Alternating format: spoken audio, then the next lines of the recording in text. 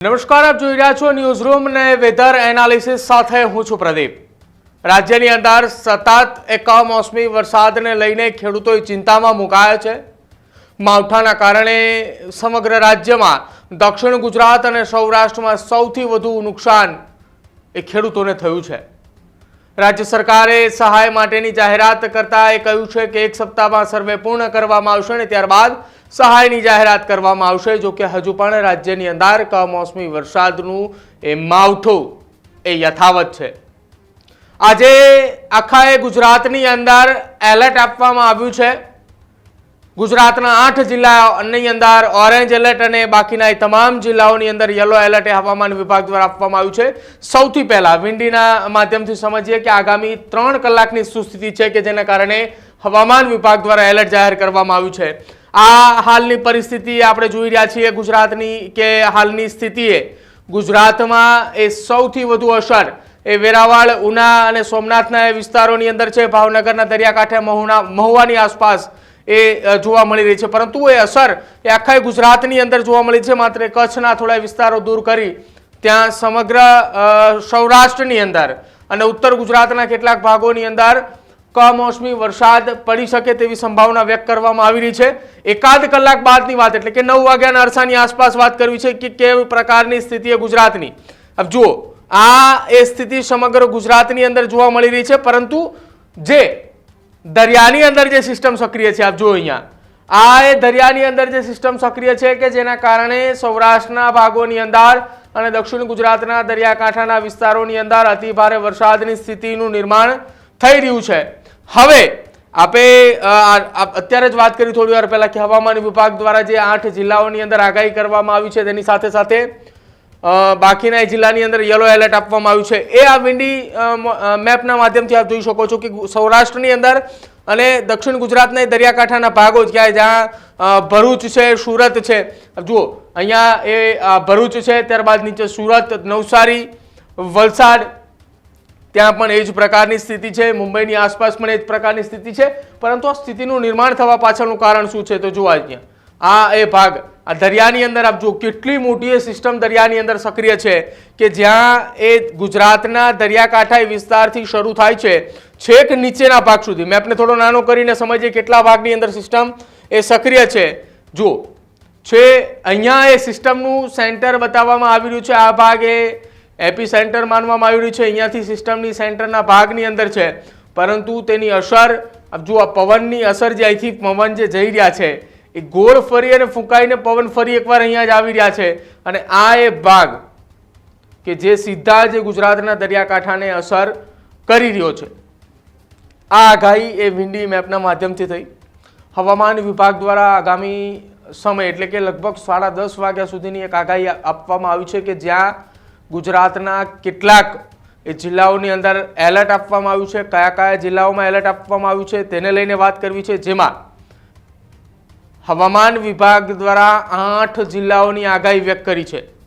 એ 8 જિલ્લાઓની વાત કરવામાં આવે તો કયા કયા 8 જિલ્લાઓ તો આ એ 8 જિલ્લાઓ છે, જેમાં શરૂઆત એ અહીંથી કરીએ કે જ્યાં જુનાગઢ છે, ગીર સોમનાથ છે, ત્યારબાદ અમરેલી અને ત્યારબાદ ભાવનગર, એટલે કે દક્ષિણ ગુજરાત માફ કરશો સૌરાષ્ટ્રના એ 4 જિલ્લા કે જ્યાં એ હવામાન વિભાગ દ્વારા ઓરેન્જ એલર્ટ આપવામાં આવ્યું છે। એ જ પ્રકારે દક્ષિણ ગુજરાતના પણ 4 જિલ્લા છે, જેમાં અહીંથી શરૂઆત થાય છે ભરૂચ, સુરત, વલસાડ અને ત્યારબાદ નવસારી અને દાદરાનગર અને દમણ, ત્યાં પણ હવામાન વિભાગ દ્વારા ઓરેન્જ એલર્ટ આપવામાં આવ્યું છે।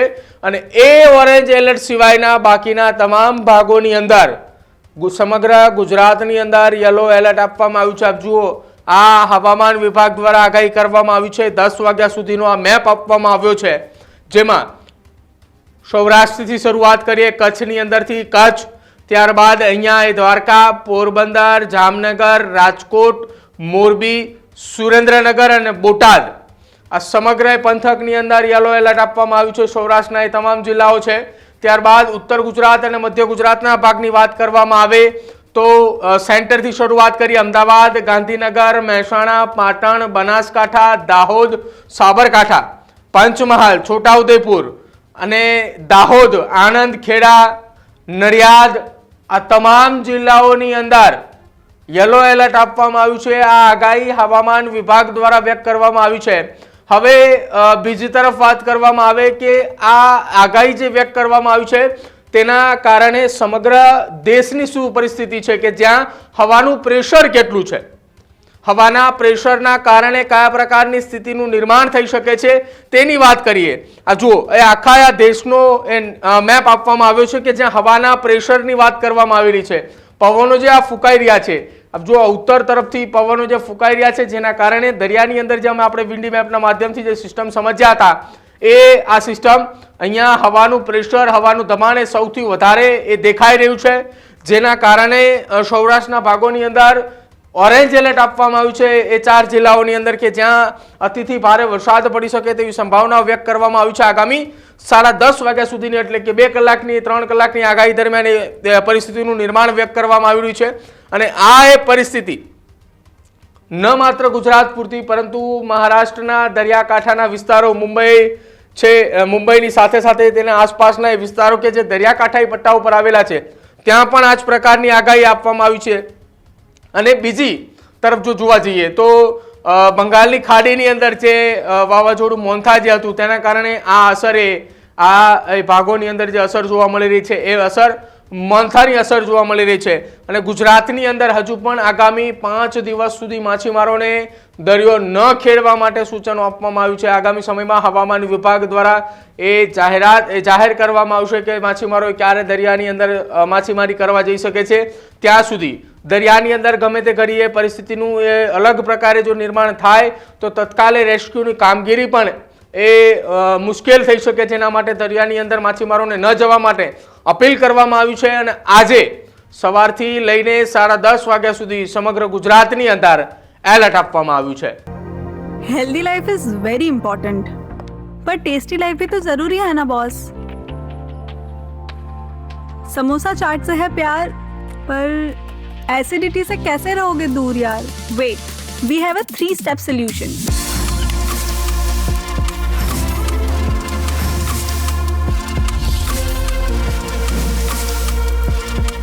विट्रिशियन ओरल स्ट्रिप, क्योंकि टेस्टी लाइफ भी तो जरूरी है ना बॉस.